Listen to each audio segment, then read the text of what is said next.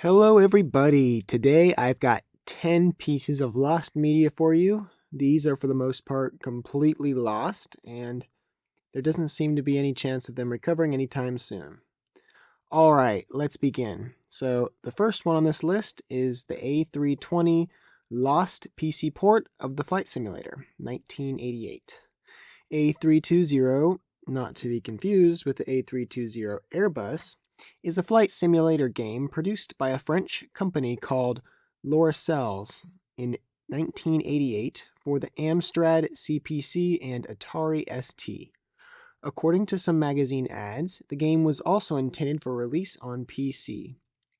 But little other information about this port is available, and the port itself cannot be found online, likely meaning it was cancelled. It is unknown how far the port was in development, if at all. That is all the information we have on this one, and as of now, it is completely lost, other than this single picture. Alright, let's continue on. Now, we'll be talking about Absolutely Disgusting. The meme that went around in the early 2010s has become a piece of lost media, or at least its source did.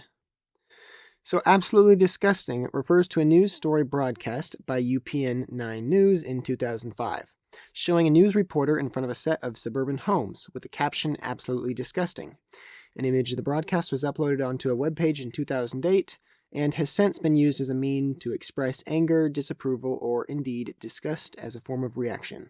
Despite the meme's popularity, the original broadcast has never resurfaced. Background. In May 2008, an image of the broadcast would later be provided by American writer Mike Sachs as part of Photos of TV. Later that month, American blog Gawker would declare that the screenshot as one of the best Sachs captured. With the likes of 4chan then utilizing the image as a form of negative reaction, the meme would gain significant popularity in the early 2010s, with the original and altered image macros being commonly spread around the internet. But although the meme was now mainstream, its source was completely lost and inaccessible online. Alright, so Absolutely Disgusting has been investigated recently, and other YouTubers have done much better videos than I have, so I'll leave them in the comments, and you can go check them out there. Now I'll move on to the next topic. Action Game Master. Active Enterprise was a video game company located in Miami, active between 1989 and 1994, when they went out of business. The company infamously created Action 52 and Cheetahman 2, two games which are considered to be among the worst video games ever made. Following the release of the Action 52 on Sega Genesis, Active Enterprises had plans to create a handheld video game console called the Action Game Master, named after a character from Cheetahman. Aside from having its own line of exclusive games, it would have had a full compatibility with Nintendo Entertainment System, Super Nintendo, and Sega Genesis games that could be played via separate accessories sold in stores. Other features would have included a 3.2-inch color LCD screen, CD player, TV tuner, built-in battery charger, and a cigarette lighter adapter for cars. Active Enterprises made an appearance at the 1994 Consumer Electronics Show to present their future projects, including a third Cheetahman game simply titled Cheetahman 3, a Super Nintendo port of Action 52, and another game called Sports 5. None of those products were on display at the convention, however. It appears that the game had minimal work done on it beyond the concept, and there are no known prototypes of it or its line of games to this day. However, it can be assumed that the product would have never really worked, as it would have been expensive, bulky, and a generally poor device with low battery time due to its energy consumption. It is also noted that it never would have been able to be released, as Sega and Nintendo would have sued Active Enterprises, as they would be able to play games that they couldn't control. Yeah. Alright, now on to the next one. The Actress.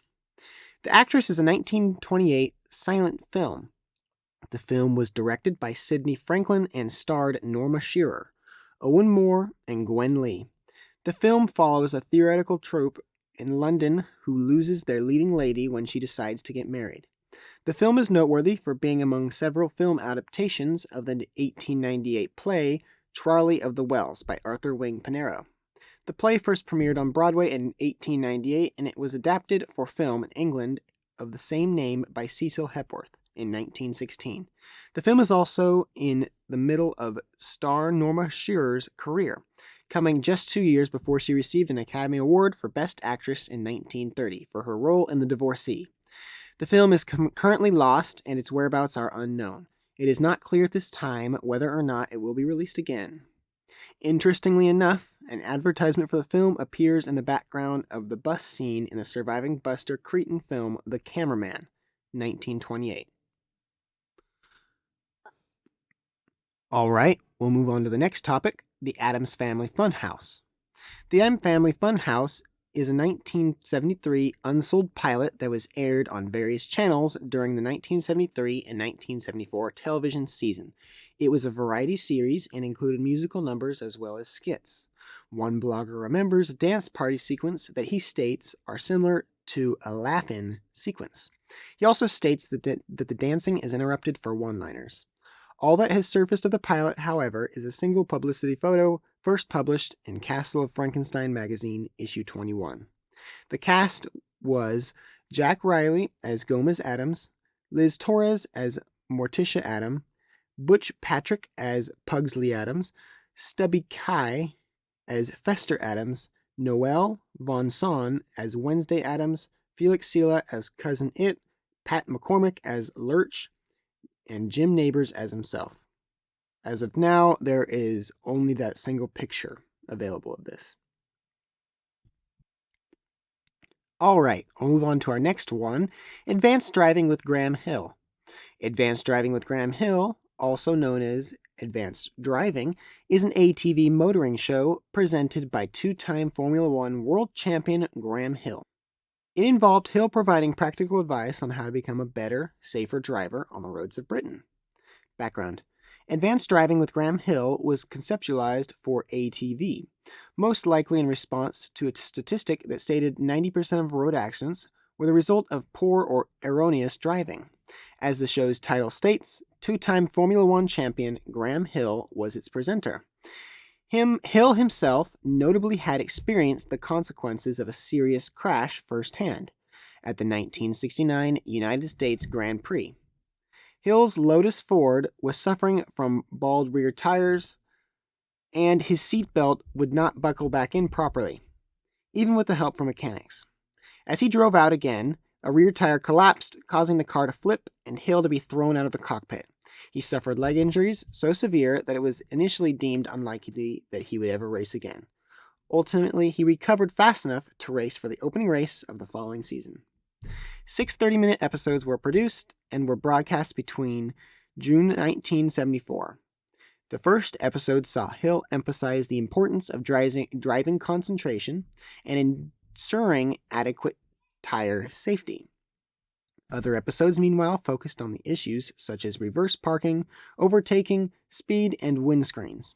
Little else is known surrounding the majority of the show's episode, but the book of the same name, published in 1975 and co-written by Hill and Neil Edward, was notably based on the ATV series. Availability. Whereas the book is widely available, the television series has yet to publicly resurface and has had no footage or images being viewable. Considering ATV notably wiped some of its 1970 programs, for instance Comedy Premiere, it is possible that Advanced Driving with Graham Hill suffered the same fate. As of now, there are only 2 pictures that relate to this. Now on to the next topic, Adventure Time Lost Uncensored Episode Commentaries. From 2012 to 2014, Warner Bros. Released the first 4 seasons of Adventure Time on DVD and Blu-ray to the Region 1 North American market. A special bonus feature for these releases was the presence of commentaries for select episodes, with the cast and crew of the show. However, some commentaries on each season had to be censored, with chunks of the dialogue being replaced with ukulele music or a vocal echo effect.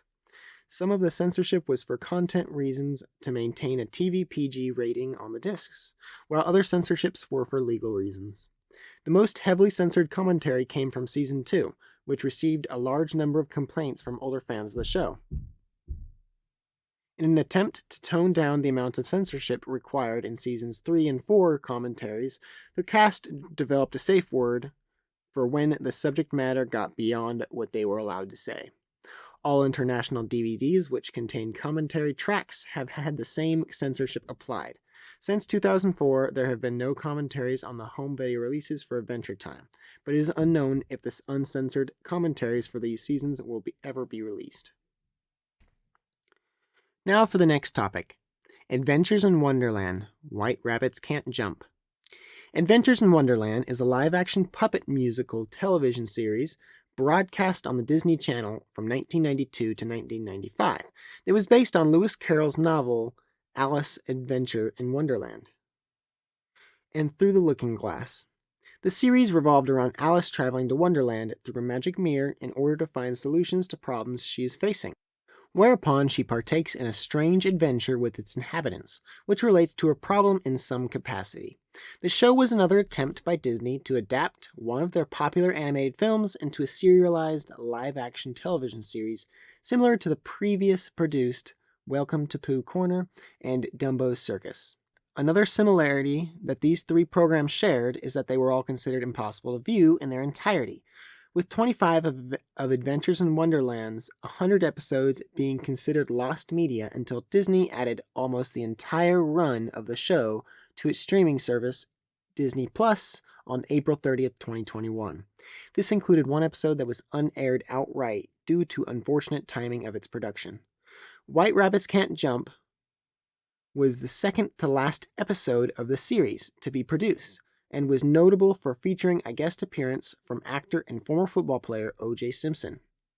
The basic plot of the episode revolved around the White Rabbit being reluctant to participate in the annual Wonderland Leap Year Games, out of fear that he would lose.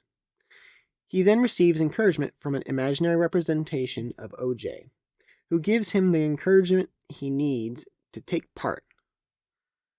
The games eventually end in a tie, with Rabbit having to take part in a tiebreaker. He loses due to his poor jumping ability, but his spirits are lifted significantly when he is presented with a secondary place trophy from the real O.J. Simpson. Availability. Production on the episode was wrapped in late 1993, with it being set to air at some point the following year as part of the show's third and final season. These plans were immediately halted on June 17, 1994, when O.J. was arrested for the alleged murder of his ex-wife Nicole Brown Simpson and restaurant waiter Ron Goldman. Since then, the episode has yet to see a release of any sort, likely due to how poor taste the idolized portrayal of O.J. showcased in the episode would have seemed in hindsight. Ironically, the episode was one of only two throughout the entire series that was adapted into a picture book.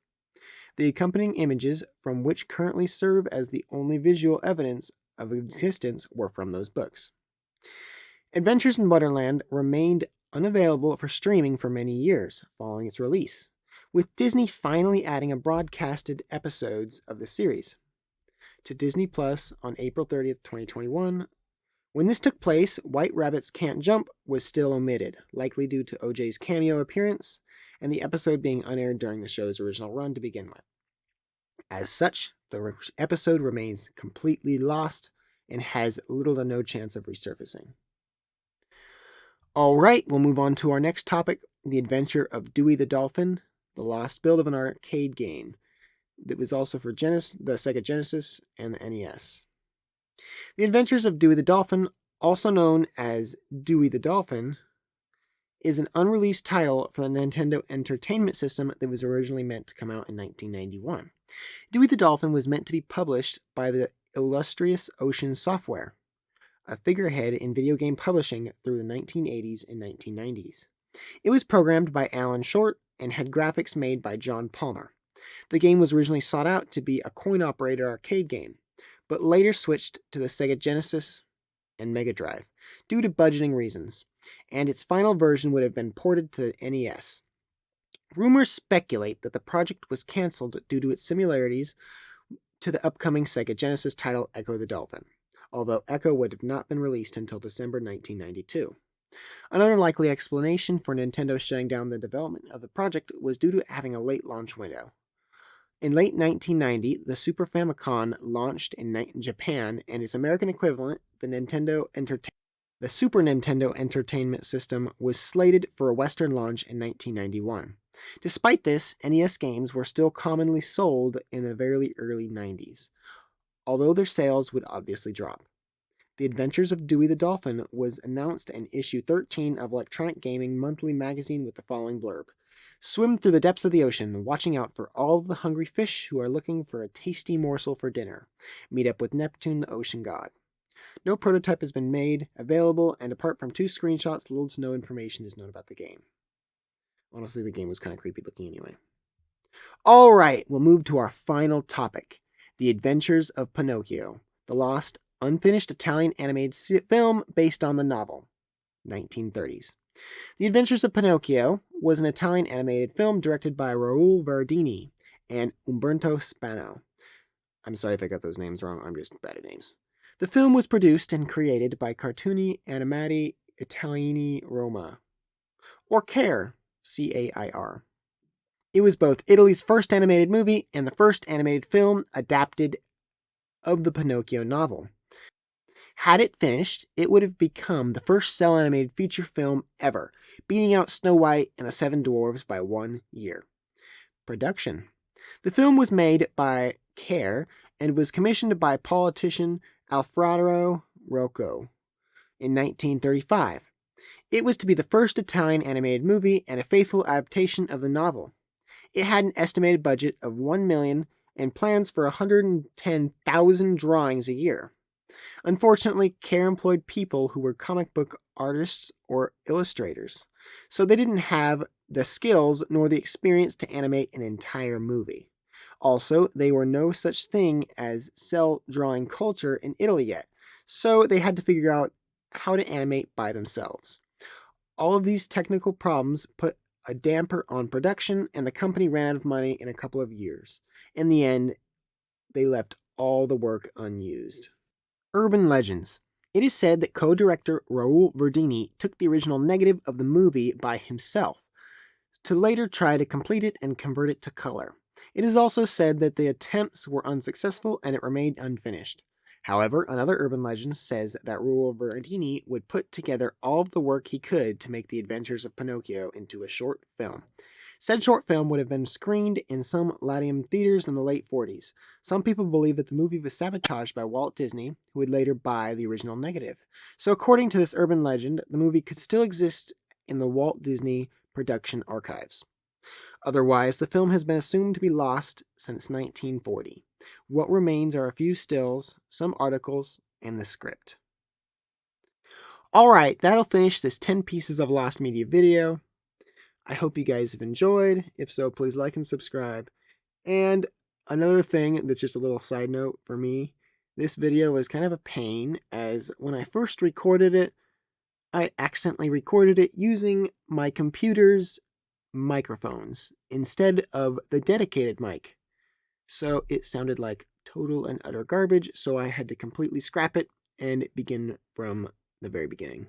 Yeah, it sucked. But it's done again, and here we go. So I hope you guys have enjoyed. I'll see you guys all next time. Until then, goodbye.